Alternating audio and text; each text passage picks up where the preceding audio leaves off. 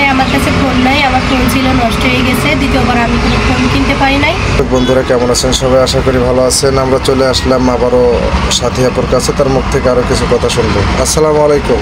ওয়ালাইকুম আসসালাম। আসসালামু আলাইকুম। ওয়ালাইকুম আসসালাম। আপু কেমন আছেন? আলহামদুলিল্লাহ ভালো আছি, আপনি কেমন আছেন? আলহামদুলিল্লাহ। আপনার পরিবারের কি অবস্থা? পরিবারের অবস্থা মোটামুটি ভালো। না, শুনছিলাম আপনার বাবা একটু অসুস্থ। জি, তার কি অবস্থা? এখন আলহামদুলিল্লাহ ভালো আছে। যাক, ধন্যবাদ। তো আপনার এখন কিভাবে চলতেছেন যদি একটু বলতেন? আল্লাহ চালাচ্ছে, কি আর বলবো, রিজিকের মালিক আল্লাহ, আল্লাহ চালাচ্ছে। তারপরও আপনার ভাই বোন বেশ কয়েকজন, আপনার বাবাও কাজ করতে পারতেছে না, আপনাদের খাওয়া দাওয়াটা কিভাবে চলতেছে? চলছে মোটামুটি, কারণ ভাই বোন তো লেখাপড়া করতেছে, ওদের তো এখনো কাজে সেরকম বয়স নেই, ওরা লেখাপড়া করতেছে। আর কি বলবো, এখন মোটামুটি চলছে, এতেই আলহামদুলিল্লাহ, সমস্যা নাই।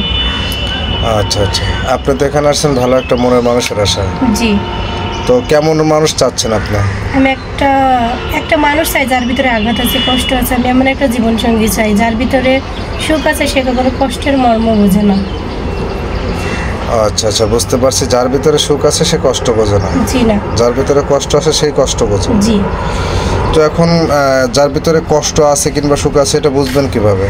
অবশ্যই বোঝা যায়।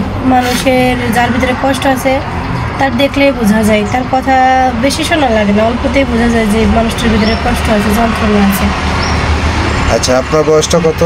আমার এই 23 শেষে 24-এ পড়ছে। 24।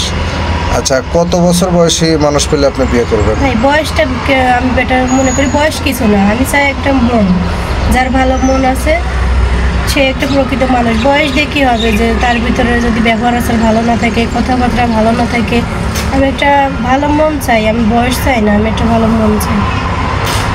আচ্ছা আচ্ছা। না, আমি শুনছিলাম আপনার এলাকার মেম্বার আপনাকে বিয়ে করতে চাইছিল। তার বয়স বেশি হোক তাতে কি, সে তো একদম ভালো মানুষ ছিল, না, তাই না? তার বয়সটা তেমন বেশি না, কিন্তু তার ফ্যামিলি আছে। আমি দেখে শুনে এমন একটা মানুষকে কেন বিয়ে করব? আমি অজানায় একটা সাপের বিষও, মানুষ বলে না, সাপের বিষ অজানায় হজম করা যায়, আর জেনে শুনে হজম করা যায় না। কারণ তার বইয়ের সাথে আমার কথাবার্তা হয়। আমি একটা মেয়ে হয়ে কেন একটা মেয়ের সংসার নষ্ট করব?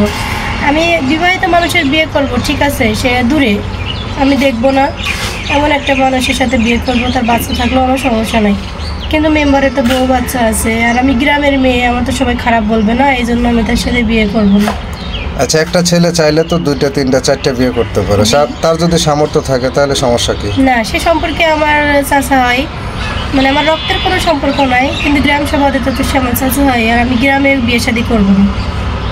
আচ্ছা আচ্ছা। আপনার কোন জেলার ছেলেকে বেশি পছন্দ? এটা কোনো বিষয় না, আমার ভাইকে যে জেলার ছেলে থাকবে আমি সে জেলার ছেলেকেই বিয়ে করবো। না, এখন অনেকের তো একটা জেলা বলে পছন্দ আছে, যেমন আমার জেলাটা খুব ভালো আমার লাগে। এমন কোনো শখ নাই যে আমি এই জেলার ছেলেকে বিয়ে করবো। আমার রিজিকে যে ছেলে থাকবে আমি সেই জেলারই ছেলেকে বিয়ে করবো।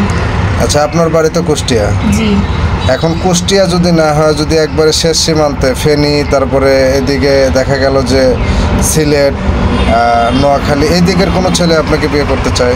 আমি মনে করবো এটা আমার ভাইকে আল্লাহ লিখে রেখেছে, তাই হয়েছে। আচ্ছা আচ্ছা, ঠিক আছে। এখন অনেকে তো আছে যে যারা বিয়ে করে বউ বিদেশ নিয়ে যেতে চায়, সেক্ষেত্রে কি করবেন? এখন যদি আমার ভাইকে থাকে, আমার স্বামী যদি বিয়ে করে বিদেশ নিয়ে যায়, অবশ্যই যাবো। আচ্ছা, তো বিদেশ নিয়ে গেলে তো আপনাকে চাকরি করাবে। এখন সে যদি বউ দিয়ে ইনকাম করে খাওয়াতে চায়, খাইতে চায়, তাহলে খাবে, সমস্যা নাই, কিন্তু সবাই তো এক না। না, তারপরে তো অনেক বউরা চায় যে আমি স্বামীকে হেল্প করি। অবশ্যই এটা তো করা আমার কর্তব্য। আমার স্বামী যদি একটু দুর্বল থাকে, তার কাজকাম করে সংসারে সামলানো, এটা নিজের মনে করবো ভাগ্যে ছিল, তাই হয়েছে, সমস্যা নেই। আচ্ছা আচ্ছা। আপনি কি কখনো প্রেম করছিলেন? না, এমন কোনো গরিবের মেয়ের আবার কিসের প্রেম ভালোবাসা? আমাদের তো টাকার প্রশ্ন আসে এই জায়গায়। প্রেম তো আর ধনী গরিব দেখে হয় না। আজকালকার ছেলেরা টাকারই পাগল, অর্থ যার আছে তার পিছনে সবাই ঘুরে। না, আমি তো জানি যে এখনো ভালো মানুষ আছে যারা ভালো মেয়ে খোঁজে। হ্যাঁ, আমি এখনো বিশ্বাস করি যে দুনিয়াতে ভালো মানুষ আছে বলে এখন পৃথিবীতে ঠিকই আছে। আচ্ছা আচ্ছা। আপনার ভিডিও তো আমাদের দেশ প্রবাস থেকে দেখবে। জি এখন আপনার সাথে যোগাযোগ করতে হবে। আপনার ফোন নাম্বারটা দেন, আমরা স্ক্রিনে দিয়ে দিই। ভাই আমার কাছে ফোন নাই, আমার ফোন ছিল নষ্ট হয়ে গেছে, দ্বিতীয়বার আমি কোনো ফোন কিনতে পারি নাই। এখন যদি কেউ আমার দেখে ভালো লাগে, কথা বলতে চাই, তো আপনাদের দেওয়া নাম্বারেই সে কথা বলবে। আর আচ্ছা, বুঝতে পারছি। আসলে দর্শক বন্ধুরা, ওনার কথাগুলো সব শুনলেন। যদি কথা শুনে কারোর ভালো লেগে থাকে তাহলে স্ক্রিনে দেওয়া নাম্বারটিতে কল দিবেন, কেউ ভিডিও কল দিবেন। আর যদি কারোর পছন্দ হয়ে থাকে তাহলে স্ক্রিনশট দিয়ে একটা ছবি পাঠিয়ে দিবেন। সবাই ভালো থাকবেন, সুস্থ থাকবেন, আল্লাহ হাফেজ।